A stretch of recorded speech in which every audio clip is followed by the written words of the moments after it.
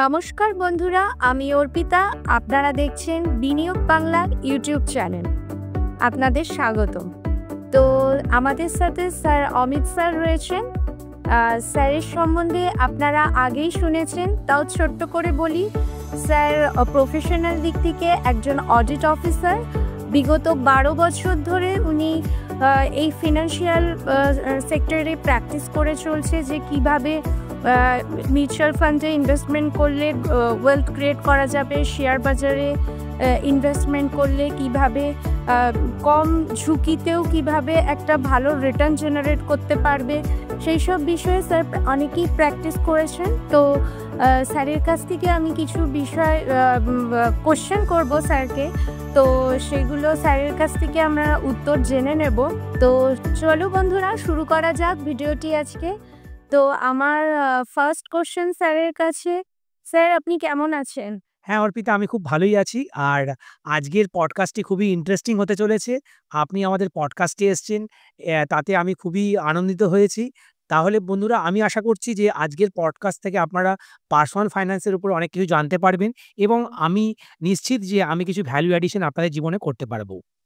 তাহলে আসুন আজকে স্টার্ট করা যাক আমাদের পডকাস্ট। তো আমার প্রথম কোশ্চেন, যে সহজ ভাষায় বলতে গেলে বিনিয়োগ কি?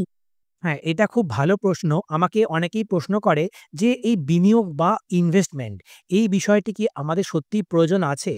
বন্ধুরা, আমরা তো প্রত্যেকেই কিছু ইনকাম করছি। কেউ স্যালারি পায়, কেউ আবার জব থেকেও কিছু ইনকাম করছে। তারা তো রেগুলার ব্যাংকে সেভিংস করছেই। কিন্তু তার সাথে, সাথে আমাদেরকে কিন্তু ইনভেস্টমেন্টও করতে হয়। ইনভেস্টমেন্ট আর সেভিংস দুটো ডিফারেন্ট টপিক। কখনোই দুটোকে মিশিয়ে ফেলবেন না। সেভিংস কি করে না, আপনার এমার্জেন্সি পারপাসের জন্য যে খরচাটা আপনার হঠাৎ করে হতে পারে, সেই জন্যই আমরা সেভিংস করি। কিন্তু কেউ যদি শুধুমাত্র সেভিংসই করে, তাহলে কিন্তু সে ইনফ্লেশনের জন্য তার টাকার যে ভ্যালুয়েশনটা বাড়ার কথা ছিল, সেটা বাড়বে না। কারণ ইনফ্লেশন প্রতি বছরই আমাদের টাকার ভ্যালুকে কমিয়ে ফেলে। সেই জন্যই আমাদের ইনভেস্টমেন্ট করতে হয়, যাতে আমরা এই ইনফ্লেশনকে বিট করেও একটা এক্সট্রা রিটার্ন জেনারেট করতে পারি, যা দিয়ে আমাদের ভবিষ্যতের যে খরচা, সেটা আমরা মেটাতে পারি। সেই জন্যই ইনভেস্টমেন্ট আপনাদের প্রত্যেককেই করতে হবে। এটিই হচ্ছে বিনিয়োগ। আর বিনিয়োগ কি করে করবেন, কিভাবে সহজভাবে আপনারা আপনাদের ক্যাপিটালকে ডাইভার্সিফাই করবেন, সেই বিষয়ে আমরা অনেক ভিডিও অলরেডি বানিয়েছি। আর আজকের পডকাস্টেও এই বিষয়ে কিছু আলোচনা করব। হ্যাঁ স্যার, এটা খুবই গুরুত্বপূর্ণ যে সেভিংস আর ইনভেস্টমেন্টটা দুটোই হচ্ছে। সেভিংস শুধু করে গেলাম, যে ইনকাম সেরকম রিটার্ন অত দেখতে পাচ্ছি না, যেটা ব্যাংকের ক্ষেত্রে ইনফ্লেশনের থেকে ইন্টারেস্ট রেটটা এতটাই কম, যে যার জন্য টাকাটা সেই রকম রিটার্ন দেখতেই পাচ্ছি না। তো যার জন্য আমাদের ইনভেস্টমেন্টটা খুবই দরকার, আর সেটা একমাত্র শেয়ার বাজার, মিউচুয়াল ফান্ডে করাটাই খুবই লাভনীয়। তো আমার সেকেন্ড প্রশ্নে আসি, যে শেয়ার বাজার আর মিউচুয়াল ফান্ডে অনেক বন্ধুরাই মনে করে, বা আমিও বলবো যে আমারও সেই সম্বন্ধে সেরকম কিছু বিশেষ জ্ঞান নেই, যে খুব আতঙ্কে থাকে বন্ধুরা, যে ওখানে ইনভেস্ট করলে হয়তো টাকা ডুবে যাবে। তো সেটা আসলে কি, আসলে কি? দেখো, এই শেয়ার বাজার বলো বা মিউচুয়াল ফান্ডই বলো, অনেকে হয়তো এই বিষয়টা গুলিয়ে ফেলে। মিউচুয়াল ফান্ডে কি হয়, আপনি শেয়ারে ইনভেস্ট করলে নিজের শেয়ারে আপনারাই নিজেরা বেছে নিচ্ছেন যে কোন শেয়ারে আমি ইনভেস্ট করব। কিন্তু মিউচুয়াল ফান্ডের মাধ্যমে ইনভেস্ট করলে অনেক সময় ফান্ড ম্যানেজাররা তারা ইকুইটিতেই ইনভেস্ট করে, মানে তারাও শেয়ারে ইনভেস্ট করে, কিন্তু তারা অনেকগুলি শেয়ারে, মানে মিনিমাম তারা 40-50, অনেক সময় 100 কোয়ান্টিটি শেয়ারেও তারা ইনভেস্ট করে। সেই জন্য তাদের রিস্কটা অনেকটাই কমে যায়। আর তারা যেহেতু মেথডিক্যালি অনেক প্রপার ওয়েতে তাদের একটা টিম থাকে, তারা একটা রিস্ক ম্যানেজ করে ভালো একটা রিটার্ন জেনারেট করার জন্য অনেক রকমের স্ট্র্যাটেজি এপ্লাই করে। কখন কোন শেয়ারে আমরা অ্যালোকেশন বাড়াবো, কোন শেয়ার থেকে আমরা প্রফিটকে তুলে নেব, এই বিষয়গুলি কিন্তু খুবই কমপ্লেক্স এবং তারা খুব ভালোভাবে করতে পারে। যার ফলে তারা একটা ভালো একটা রিস্ক অ্যাডজাস্টেড রিটার্ন জেনারেট করতে পারে। আর তোমার প্রশ্নটা ছিল যে আমরা শেয়ার বাজারে বা মিউচুয়াল ফান্ডে ইনভেস্ট করলে আমাদের কতটা রিস্ক ফ্যাক্টর কাজ করে। বন্ধুরা শেয়ার বাজারে যদি আপনি ডাইরেক্ট স্টকে ইনভেস্ট করেন সেক্ষেত্রে আপনার পুরো প্রিন্সিপালটাই রিস্কে থাকে। সাপোজ আপনি ১,০০,০০০ টাকা ইনভেস্ট করলেন কোনো কোম্পানির শেয়ারে, আর সেই কোম্পানিটি যদি লস বেশি পরিমাণে করতে থাকে, তাদের ম্যানেজমেন্টে যদি কোনো রকমের করাপ্ট চার্জেস, সেবি তাদের উপরে কোনো রকমের পেনাল্টি ইম্পোজ করে বা কোনো রকমের নেগেটিভ সেন্টিমেন্ট সেই শেয়ারের উপরে কাজ করে, তখন কিন্তু ইনভেস্টররা অনেক হতাশা হয়ে যায় এবং সেই শেয়ারগুলিকে তারা ডাম্প করে দেয়। তখন আপনার ইনভেস্টেড ক্যাপিটাল ১,০০,০০০ টাকা থেকে কমতে, কমতে হতে পারে সেই টাকাটা পুরোটাই শূন্য হয়ে যেতে পারে। হ্যাঁ বন্ধুরা, আমি কাউকে ভয় দেখাচ্ছি না। এটা একদম ঠিক কথা যে শেয়ার বাজারে যদি আপনি ভুল শেয়ারে ইনভেস্ট করেন, আপনার ক্যাপিটাল একদমই 0 হয়ে যেতে পারে। যদি সেক্ষেত্রে কোম্পানিটির শেয়ার ডিলিস্ট করে দেয় সেবি, তাহলে কিন্তু আপনি কোনো টাকাই আর ফেরত পাবেন না। কিন্তু মিউচুয়াল ফান্ডের ক্ষেত্রে এটা একদমই অসম্ভব। আপনি সাপোজ ১,০০,০০০ টাকা ইনভেস্ট করলেন মিউচুয়াল ফান্ডে, ফান্ড ম্যানেজাররা সেই টাকাটা অনেকগুলি শেয়ারে ইনভেস্ট করবে। আর সেক্ষেত্রে ১ টি ২ টি বা ৫ টি ১০ টি শেয়ারেও যদি খারাপ করে, ফান্ড ম্যানেজাররা সেই শেয়ারটিকে বাদ দিয়ে দেয় এবং সেই ক্যাপিটালটা তারা লসটাকে বুক করে নেয়। কিন্তু তাদের যেহেতু অন্যান্য শেয়ারেও ইনভেস্ট থাকে, সেক্ষেত্রে একটা ওভারঅল রিটার্ন আমরা পেতে পারি। সেইজন্য মিউচুয়াল ফান্ডের মাধ্যমে যদি আপনি ইনভেস্ট করেন লং টার্মে, মানে এটলিস্ট যদি 5 ইয়ার্স ইনভেস্টমেন্ট হরাইজন হয়, সেক্ষেত্রে কিন্তু আপনার লস হওয়ার সম্ভাবনা একদমই নেই। আর শেয়ারে ইনভেস্ট করলে আপনার পুরো ক্যাপিটালটাই লস হয়ে যাওয়ার সম্ভাবনা থাকছে। তো থ্যাংক ইউ স্যার খুব ডিটেলসে বলে দেওয়ার জন্য যে শেয়ার বাজারে কতটা ঝুঁকি আর মিউচুয়াল ফান্ডে কতটা ঝুঁকিপূর্ণ। তো আমি থার্ড কোশ্চেনে যেতে চাই। থার্ড কোশ্চেন হলো যে আমরা ইনভেস্টমেন্ট শুরু করতে চাইছি, তো তার প্রসিডিউর কি আছে? হ্যাঁ, ইনভেস্টমেন্ট শুরু করার জন্য কেউ যদি ভাবে যে আমি মিউচুয়াল ফান্ডের রুট দিয়ে ইনভেস্টমেন্ট শুরু করছি, তারা সিস্টেমেটিক ইনভেস্টমেন্ট প্ল্যানের মাধ্যমে মার্কেটে ইনভেস্ট করতে পারে। সেক্ষেত্রে তারা ব্যাংকে গিয়ে যদি বলে যে আমি এই কোম্পানির মিউচুয়াল ফান্ডে ইনভেস্টমেন্ট শুরু করব, আমি লামসাম ইনভেস্টমেন্ট করতে পারি বা আমি মাসে, মাসে রেকারিংয়ের মাধ্যমে, যেটিকে বলে সিস্টেমেটিক ইনভেস্টমেন্ট প্ল্যান, এই এসআইপির মাধ্যমেও ইনভেস্টমেন্ট শুরু করতে পারি। সেক্ষেত্রে আপনার কোনো ডিম্যাট অ্যাকাউন্ট লাগছে না। আপনি কিন্তু খুব সহজেই কেওয়াইসি প্রসেসটি কমপ্লিট করে আপনার ইনভেস্টমেন্ট শুরু করে দিতে পারছেন। এজন্য আপনার ব্যাংক অ্যাকাউন্ট থাকা কিন্তু বাঞ্ছনীয়। আর অনেকে ভাবছে না আমি ব্যাংকে যাব না, আমি কিন্তু মোবাইলেই নিজে থেকে করতে চাইছি। সেক্ষেত্রে আমি ডেসক্রিপশনে আইএনডি মানি বা ধনের মতো অ্যাপের লিঙ্ক দিয়ে দেবো। সেখান থেকে তোমরা কিন্তু খুব সহজে একটা ডিম্যাট অ্যাকাউন্ট খুলে নিতে পারবে, যেক্ষেত্রে তোমার অ্যাকাউন্ট ওপেনিং ফিস একদমই লাগছে না। আপনার কোনো অ্যাকাউন্ট মেইনটেন্যান্স চার্জও লাগবে না। সেখান থেকে জিরো কস্টে ডাইরেক্ট মিউচুয়াল ফান্ডে তোমরা ইনভেস্টমেন্ট শুরু করতে পারো। আর যারা ভাবছে যে আমরা মিউচুয়াল ফান্ডে অলরেডি ইনভেস্টমেন্ট শুরু করে দিয়েছি, আমরা কিছু ব্লু চিপ কোম্পানির স্টকে আমরা আইডেন্টিফাই করেছি, সেই স্টকগুলিতে ইনভেস্টমেন্ট করতে চাইছি, সেইজন্য তোমরা ওই ডিম্যাট অ্যাকাউন্টের মাধ্যমেও স্টকেও ইনভেস্ট করতে পারো।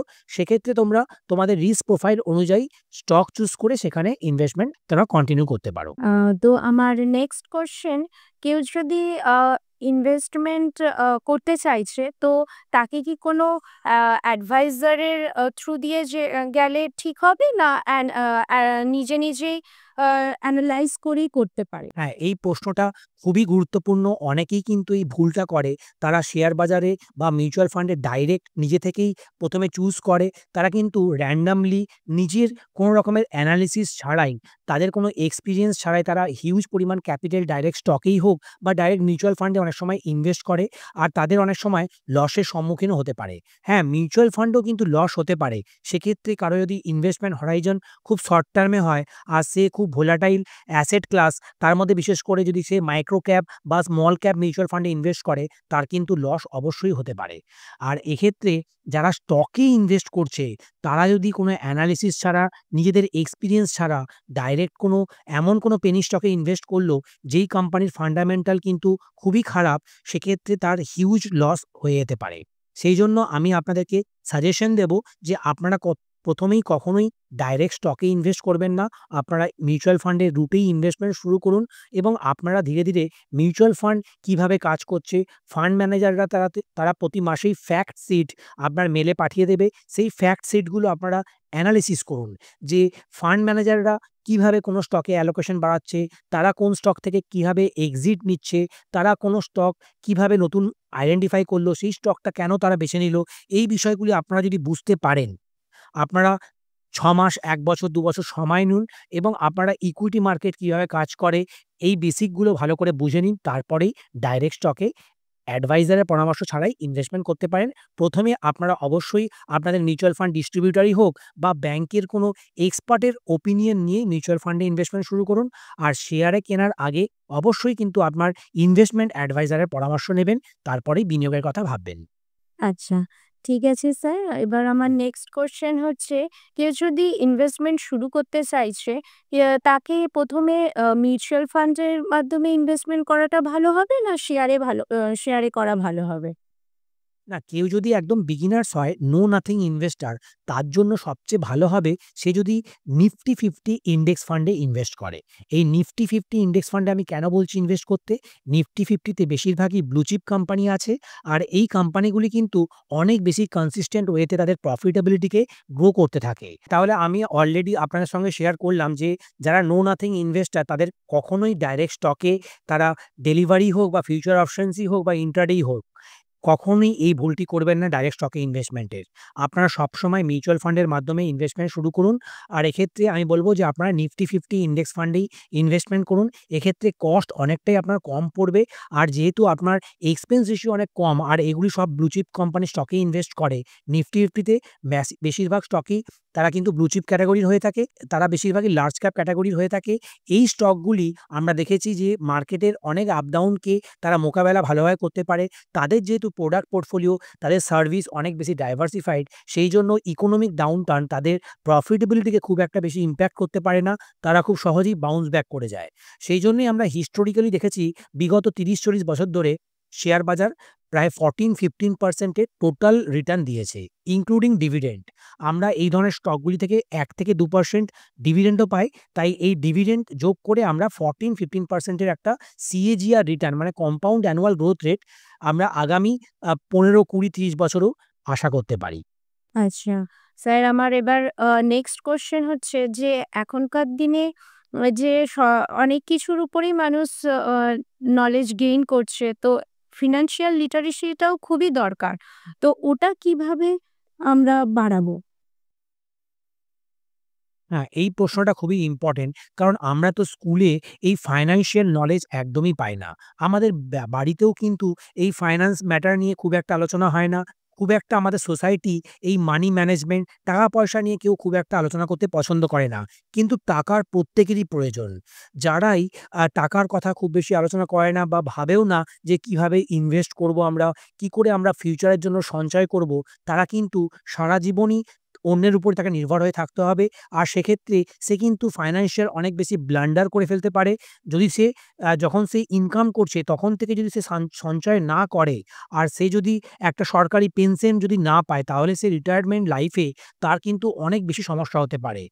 সেক্ষেত্রে তাকে অবশ্যই তখন সরকারের হেল্প নিতে হবে বা তার কোনো ফ্যামিলি মেম্বার্স এর হেল্প নিতে হবে। না হলে কিন্তু তাকে সারভাইভ করা খুবই ডিফিকাল্ট হয়ে পড়বে। সেই জন্যই ফিউচারের কথা মাথায় রেখেই আমাদেরকে কিন্তু বিনিয়োগ আমরা যখন থেকে চাকরি শুরু করি সেখান থেকেই ধীরে, ধীরে জমাতে হবে।